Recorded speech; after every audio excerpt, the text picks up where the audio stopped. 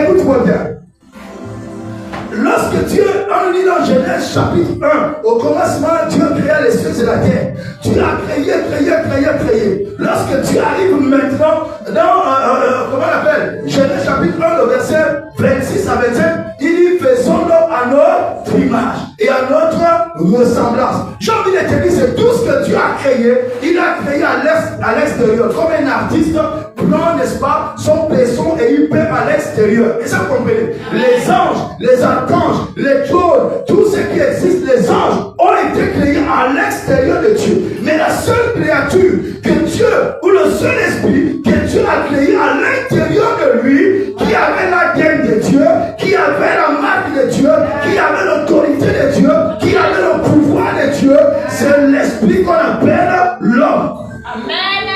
Est-ce que vous comprenez? Nous ne sommes pas n'importe qui. Voici pourquoi la Bible déclare que dans l'Apocalypse, qu'aucun ange, et lorsque Jean avait vu, n'est-ce pas, un ange glorieux, dans Jean chapitre 10, qui avait un pied à terre, qui était puissant, il a voulu se prosterner devant lui. Il a dit, ne te prosterne pas devant moi. Alléluia. Car je suis le compagnon de tes frères. Amen, amen. Les serviteurs, frères et sœurs, l'homme ne doit pas se prosterner devant les anges ou les entités sataniques. Mais plutôt ce sont ces entités-là qui doivent se prosterner devant l'homme. Pourquoi? Parce qu'ils ont été créés à partir de l'extérieur. Mais nous sommes créés directement de la source. Nous sortons de la source de Dieu. Lorsqu'on parle de l'homme, on parle de l'esprit. Alléluia. Et dans Genèse chapitre 12, Genèse chapitre 2, le verset 5, Dieu a pris la poussière de la terre parce que cet esprit-là, qui était en lui-même, il devait le faire, il devait l'envoyer en mission sur la terre. Vous comprenez? Dieu ne peut pas nous laisser au ciel. Parce que c'est que l'homme qui venait de créer là, il a son ADN. Donc il est appelé à dominer, il est appelé à sujetir, il est appelé à se multiplier. C'est vous comprenez cela? Alors il fallait qu'on l'envoie sur la terre. Mais l'esprit ne saurait venir sur la terre parce que la terre est visible. Voici pourquoi Dieu nous a fait, n'est-ce pas, cette maison qu'on appelle le corps. Il a fait, il a soufflé. Nous, le souffle là, c'est l'esprit. Il a fait sortir l'esprit qui était en lui et il a mis dans cette monde éternelle. Et nous sommes devenus l'homme. Tu n'es pas n'importe qui. Alléluia. Aucun démon ne doit s'amuser avec toi. Tu dois monter à ce niveau de connaissance là. Tu dois prendre position dans le monde spirituel de ta place. Alléluia. À partir de là, tu vas commencer maintenant à te distinguer. Tu vas connaître ton identité. Que personne ne vienne te mentir. Aucun sorcier ne doit vraiment te piétiner ou te marcher dessus. Non. Reconnais ta source. Oh. Qu'est-ce que l'identification? Lorsque nous parlons de l'identification, qu'est-ce que c'est l'identification? On va donner une définition spirituelle. L'identification, c'est le processus divin par lequel Dieu reconnaît, marque et positionne un homme selon l'image de Christ. Amen. Alléluia. Amen.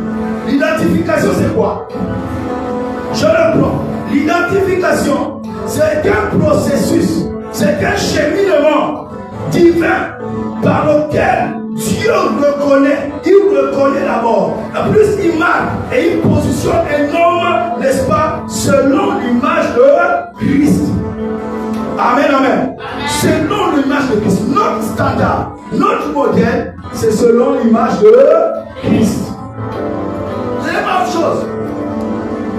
Ce n'est pas le grand-père, ce n'est pas la grand-mère, mais c'est Christ. Vous avez compris? Oui, yes. Ce ne sont pas les ancêtres, mais c'est Christ. Alléluia. Amen. Donc ça c'est la première définition. Et nous voyons dans Galates chapitre 2, le verset 20, la Bible déclare ceci: j'ai été crucifié avec Christ. La première identification qu'un homme doit poser sur la terre, il doit accepter d'être crucifié avec Christ. Paul, à son temps, il dit ceci: j'ai été crucifié avec Christ. Ce n'est plus moi qui vis, mais c'est Christ qui vit en moi. Il fait quoi? Il s'identifie à Christ. Amen. Amen. Il s'identifie à Christ. Frère, identifiez-vous à Christ crucifié. Vous avez compris? Sinon, vous au Seigneur. Sinon, vous n'allez pas tenir. C'est Christ crucifié. Lorsque tu passes par Christ crucifié, en d'autres termes, pourquoi Dieu a permis que Christ vienne mourir sur la croix, qu'il dresse ce monument, physiquement vous ne le voyez pas, mais tout ce que Dieu a posé a un impact intérieur. Est-ce que vous comprenez cela? Même si vous partez à Jérusalem, vous ne trouvez plus la croix, mais spirituellement, l'impact est là. Alléluia. Amen. Donc, frères et sœurs, vous devez comprendre que c'est de la croix que lorsque toi tu t'identifies comment? C'est-à-dire que toi-même tu te vois comme Romains chapitre 6 nous dit au verset 11, il dit vous-même, il dit considérez vous-même comme étant mort ou regardez-vous vous-même comme étant mort au péché. C'est-à-dire que tu t'identifies à la mort de Jésus. Amen. Toi-même tu penses. C'est ça le problème. Tu penses, tu ouvres. Là où on a crucifié Jésus, tu vois, tu lis. Après, tu te vois toi-même à la place de Jésus. Comment on l'a crucifié? Comment on l'a, je ne sais pas trop, on l'a malmené. Et toi, tu étais en lui. Est-ce que vous comprenez cela? Amen. C'est cela. Paul n'était pas physiquement là où on a crucifié Jésus. Mais il s'est identifié. Toi, en t'identifiant comme ça, qu'est-ce que tu es en train de faire? C'est-à-dire que l'homme charnel que tu étais, l'homme que Dieu n'a pas créé, la chair, Dieu n'a pas créé la chair, la puissance qui est en l'être humain, que Galates chapitre 4, Galates chapitre 5, le verset 19 décrit. Or, les œuvres de la chair sont manifestes. Là, c'est les disputes, les querelles, les animosités, la fornication, toutes ces choses, la sorcellerie, la magie.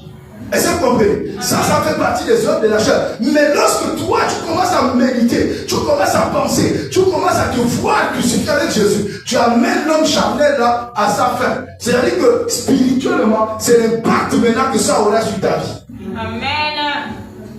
Tu amènes les maladies aussi à leur fin. Parce que toutes choses physiques prennent fin à la croix. Toute maladie vient se terminer à la croix. Parce que tout ce qui est sur cette terre, lorsque tu les prends la finalité, le terminus, le point final, c'est la croix.